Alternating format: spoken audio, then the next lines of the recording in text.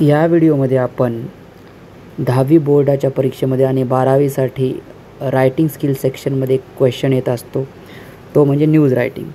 तर न्यूज रायटिंगवर एक उदाहरण पाहणार आहोत आणि न्यूज कशी लिहायची आहे ते पाहणार आहोत आपण. तर हा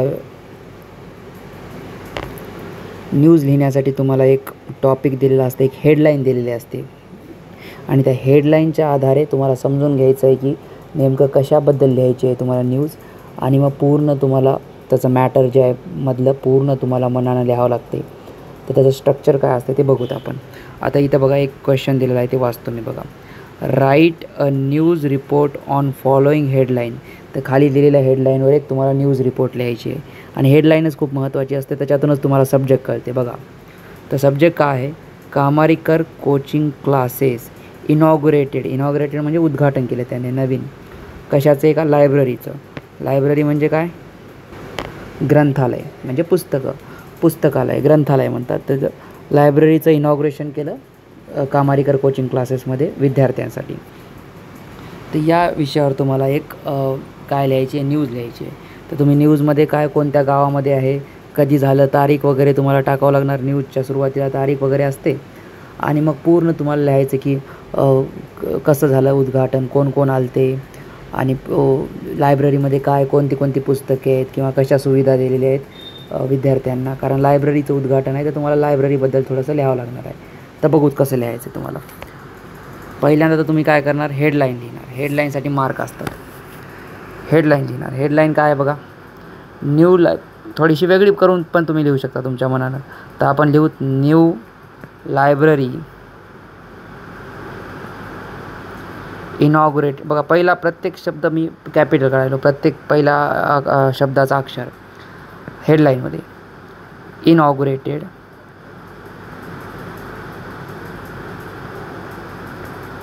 new library inaugurated at कामारीकर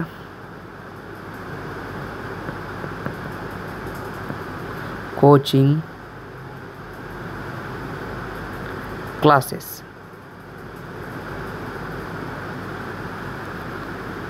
he headline झाली. त्याच्यानंतर बघा खाली तुम्हाला चालू करायचं, डेटलाईन वगैरे म्हणतात त्याला. गावाचं नाव टाकायचं अर्धापूर, कॉमा देऊन डेट टाकायची ऑगस्ट 28, 2024 आणि सांगायचं. आता पेपरला जर बातमी आली असेल तर दुसऱ्या दिवशी येते, तर आदल्या दिवशी म्हणजे मागच्या तारखेला झालेलं असणार आहे उद्घाटन. तर चालू करायचं. यस्टरडे म्हणजे काल. Yesterday Kamarikar coaching classes, Kamarikar coaching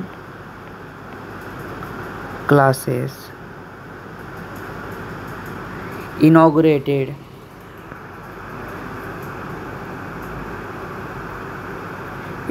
म्हणजे उद्घाटन केलं. अ न्यू लायब्ररी म्हणजे नवीन पुस्तकालय. फॉर दिअर स्टुडंट्स त्यांच्या विद्यार्थ्यांसाठी पुस्तकालय त्यांनी उद्घाटन केलं. द इव्हेंट म्हणजे हे जे कार्यक्रम आहे, इव्हेंट वॉज अटेंडेड म्हणजे कोण कोण उपस्थित होतं ते सांगायचं आहे. By the director. कोचिंग क्लासेसला वगैरे डायरेक्टर असतात. कॉमा टीचर्स, क्लासेसचे टीचर्स वगैरे. अँड क्लासेसचे विद्यार्थी, स्टुडंट्स. एवढ्या लोकांनी इव्हेंट अटेंड केला. पुढे बघा. The director spoke. The director म्हणजे जे मुख्य माणूस आहे कोचिंग क्लासेसचा. डायरेक्टर स्पोक म्हणजे बोलला. कशाबद्दल बोलला? अबाउट म्हणजे च्याबद्दल. अबाउट द इम्पॉर्टन्सबद्दल म्हणजे महत्त्वाबद्दल बोलला.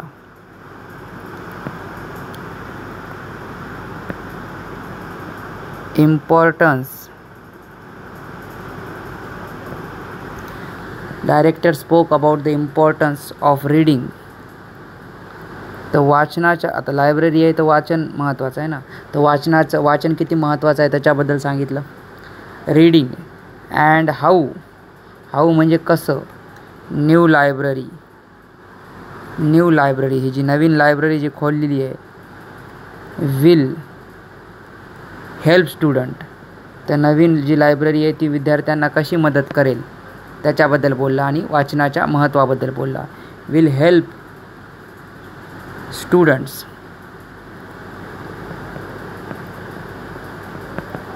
आणि विद्यार्थ्यांना कशात मदत करेल.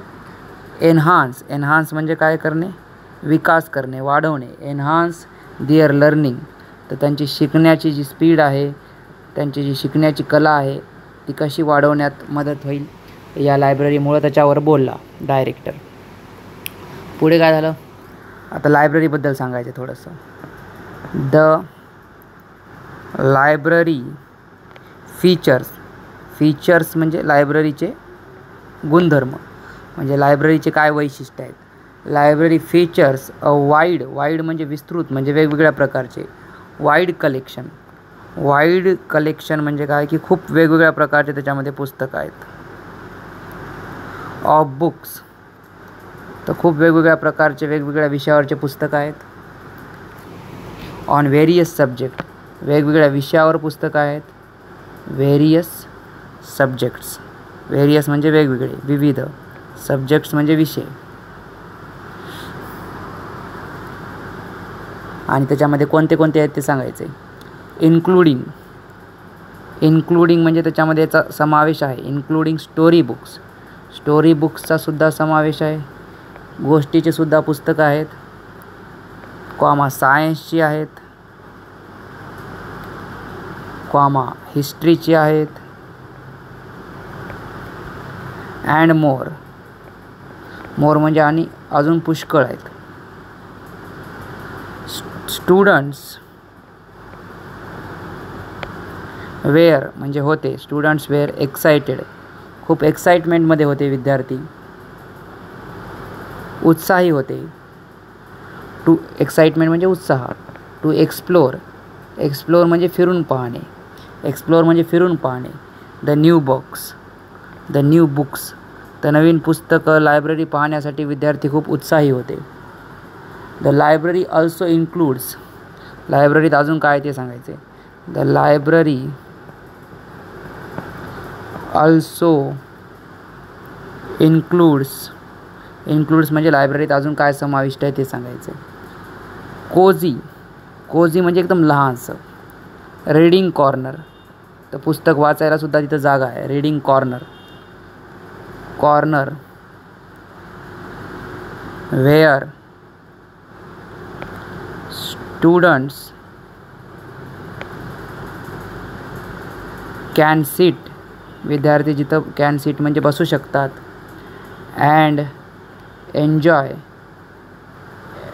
म्हणजे आनंद घेऊ शकतात. दिअर बुक्स, पुस्तक वाचनाचा आनंद घेऊ शकतात. Books. And the event concluded म्हणजे समाप्ती झाली. इव्हेंट म्हणजे कार्यक्रमाची सांगता म्हणतात त्याला. इव्हेंट कन्क्लुडेड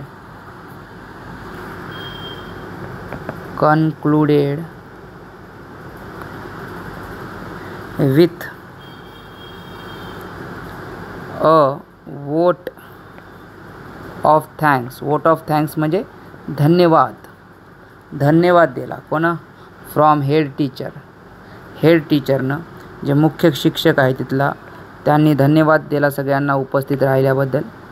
आणि अशा प्रकारे कार्यक्रमाची काय झाली, सांगता झाली. कार्यक्रम संपला.